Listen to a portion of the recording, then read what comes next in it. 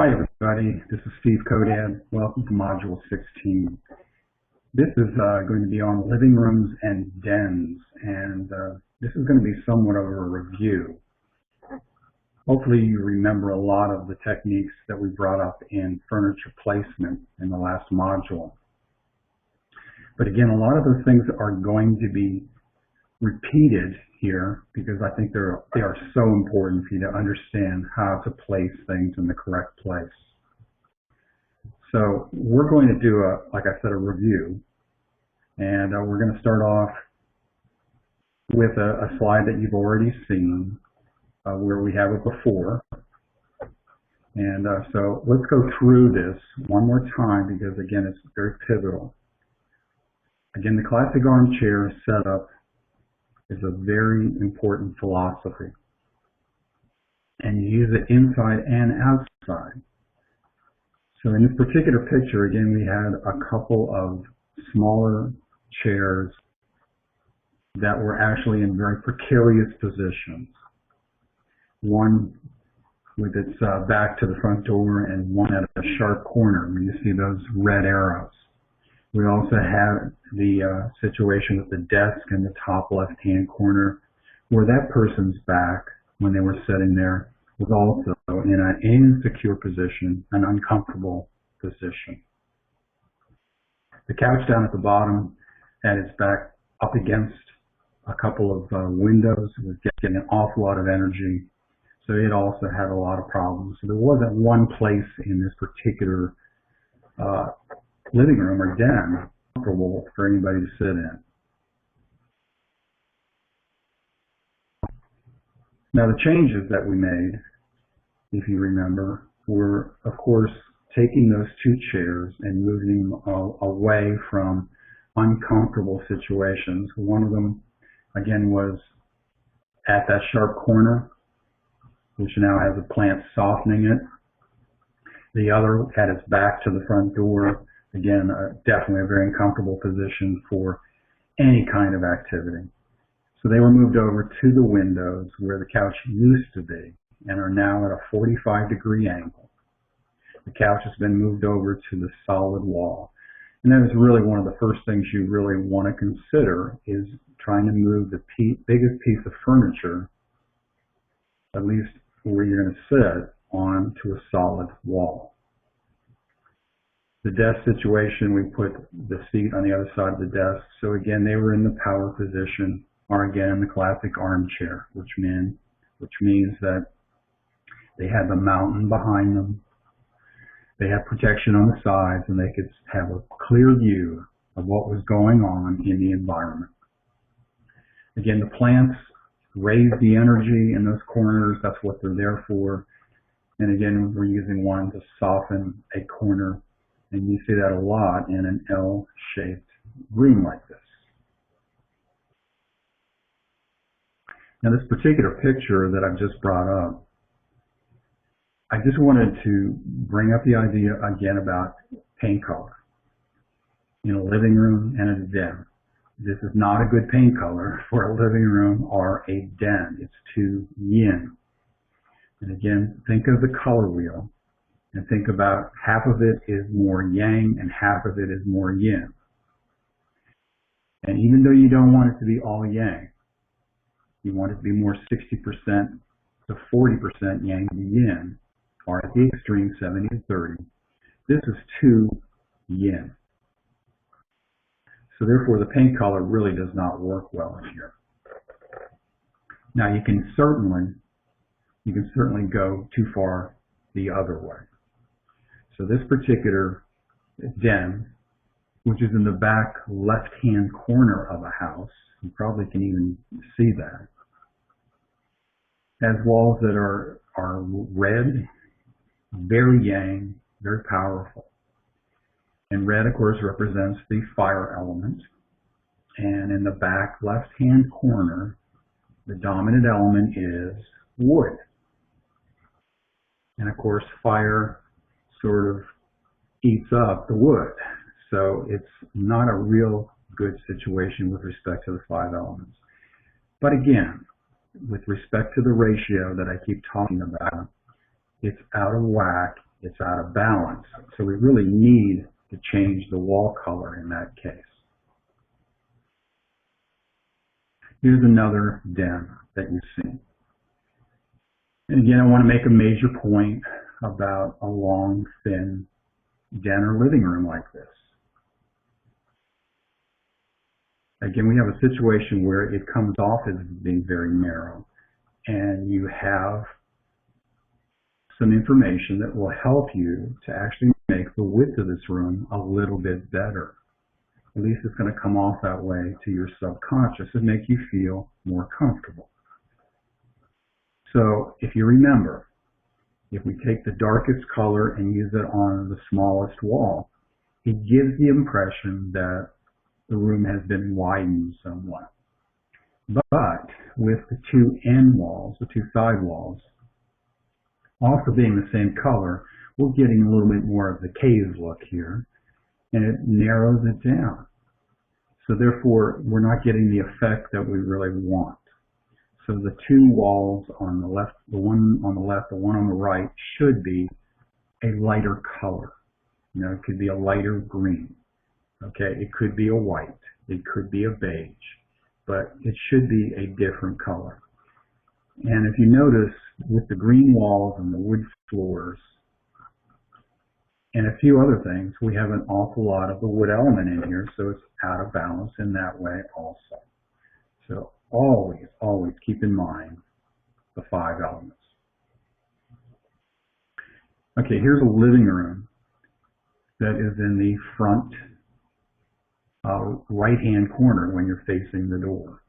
It's in helpful people, and the dominant element there is metal. Okay, and I think you can see we don't have a lot of metal here. We do have it represented in the picture frame nicely. We do have it in the actual frame of the coffee table, but you don't see a lot of it, and it's definitely not the dominant element. And then when I say dominant element, I'm not talking about making it 80–90% of that element. That'd be way out of balance. There would be no harmony in that situation. But again, this has got a lot of one element, and that's earth. So, you know, the flow is okay. It's not great. There's actually a little bit too much furniture here. The love seat has its back up against the window, which again is a precarious position, an uncomfortable position, a place where most people are not really wanting to sit with their back to what's ever going on behind them. So again, taking into account the elements, this one needs some work with respect to the metal element. Now here's 3 other living rooms, and I've brought them all up for particular reasons. The one on the top left, again, we have those red walls again, and certainly way over the top with respect to that. All of the rooms should be yang. But again, 60-40 is what we're looking for. The one on the top left is out of whack. Okay? We have a lot of problems with even the 2 deer heads on the walls. And that's because they represent death.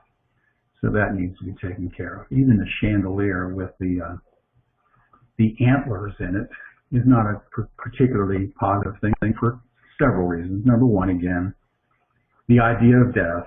But secondly, the sharp edges, of course, also give us a problem on a psychological level. Another reason why I have this picture up here, can you see that the flow between those 2 couches is not easy or simple? So therefore, you know, it really needed to be widened somewhat for sure. Bottom left, the flow is definitely a lot better.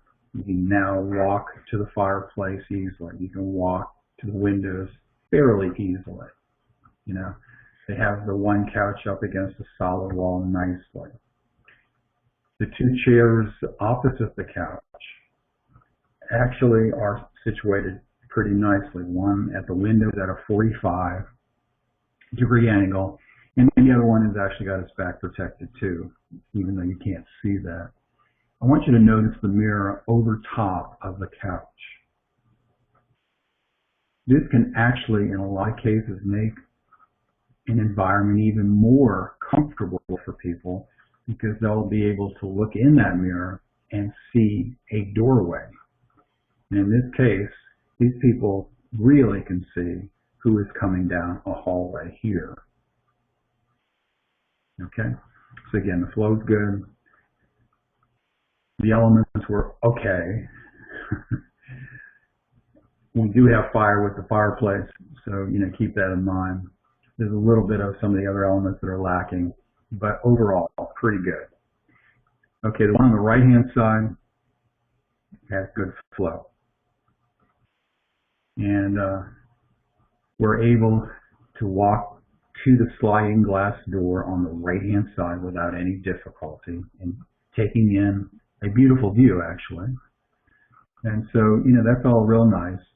The element is a little out of balance, and I hope you can see we have a ton of earth in here, and we have some metal also. So it's lacking some of the other elements, but the placement is pretty good.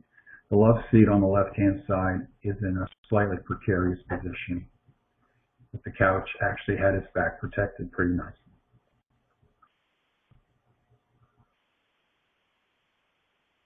Okay, let's go through these. Now, in all of these cases, we're talking about an apartment. In a lot of apartments, the rooms are, of course, smaller. The square footage is less. So you really have to take that into account. And, of course, one of the big problems often is that people put too much furniture and items into a room. And the room just can't handle it. It hurts the flow.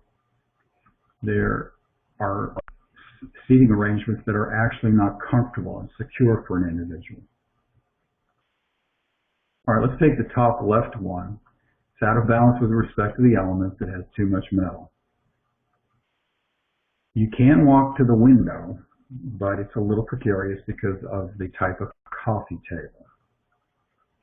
Okay, so I would change the elements in this case to have some of the other elements available. And I'd also highly consider either getting a smaller coffee table or something like you see in the right-hand side. The picture on the top right has not really a coffee table, but it has a hassock that they can use that way. It's very soft. It's, of course, circular and rounded. So it's not at all a threat. So the flow in that one is very nice. It has that going for it. You can easily walk to the windows. The chairs on opposite from the couch are in good locations because their backs are protected. So they did a pretty nice job with respect to this. And those curtains, even though I'm not a big proponent of heavy curtains, actually curbed any of the noise coming off of the street below. Bottom left, the flow's fine. We have the couch up on a solid wall, which is fine, and the elements are pretty good. Coffee table maybe a little bit big, but it'll work okay. I want you to notice down at the end of the coffee table, we have a big piece of furniture that has some sharp corners coming off of the top. So that is really not a great place for that piece of furniture. I think if you took that out, it would open up the room considerably and make a lot of people feel more comfortable when they visit it. Bottom right, again, you can see it's an apartment. Lovely windows. The love seat is in a slightly precarious position because it has its back to a window. There isn't many choices there for sure. So, you probably could do with that. Closing the curtain behind that love seat would actually help when you're sitting there. The two chairs opposite the couch have their backs totally parallel to the window, and I would rather them being at a 45-degree angle. With respect to the elements, we have a little too much of the metal element in here too. So again, always keep in mind the elements. Now you've seen this before and after before, so I don't really need to spend an awful lot of time in here. It doesn't take a lot to create that comfort and that security and that flow. Those are the things that you always want to keep in mind. Of course, the 5 elements, but make sure it's comfortable. And if it's comfortable, it probably is taking into account the security. And the flow helps a great deal with respect to walking in and out of that room. Now, I'm not in love with either one of these two pictures, but I do want to show you some positive changes that did happen here. They now have a sight line into the dining area that is more positive. Okay? They had a heavy touch in there that had sharp edges that were pointing to people that were sitting in the living room and even in the dining room. And so taking that heavy piece of furniture really opened it up quite a bit. So that was very positive. So sometimes what you do in other rooms can help your living room and your den considerably. Here's another before and after. And I want you to understand that the front door to this particular house is to the right of the couch. So when you walk in the front door, this is the room, a formal living room to the right. And this house had a lot of difficulty selling for months. And the slight changes that I made enabled it to sell pretty darn quickly after we did this. So again, I want you to know where the front door is. The couch is up against the window. Okay, and there's actually a beautiful garden out there. And then the coffee table also had the sharp corners. The rug really didn't help with the flow of energy. And of course the elements, as usual, needed some work.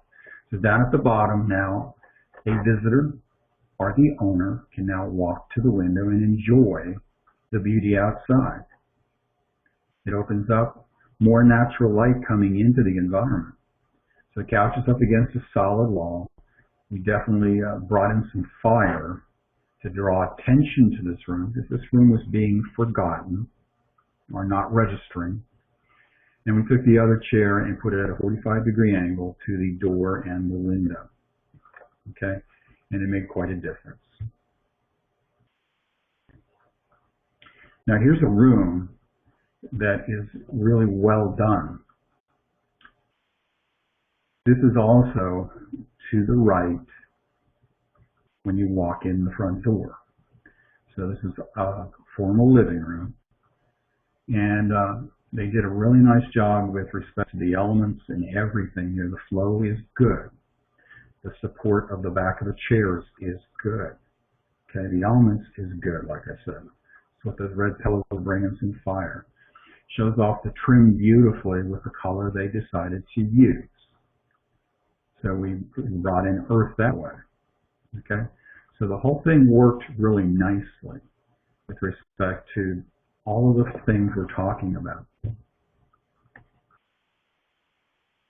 So in summary, make sure that the seating, as much as possible in any living room den, are protected using the idea of the classic armchair. Make sure that movement and flow is easy. Don't underestimate how important that is for somebody to feel comfortable. Try to make the seating conversational so that when you do sit in this room with some friends or family, that you can actually have a nice conversation without yelling.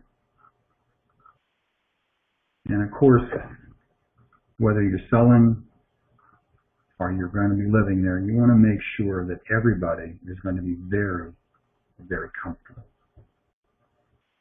So that's it for Module 16. Hope you enjoyed it.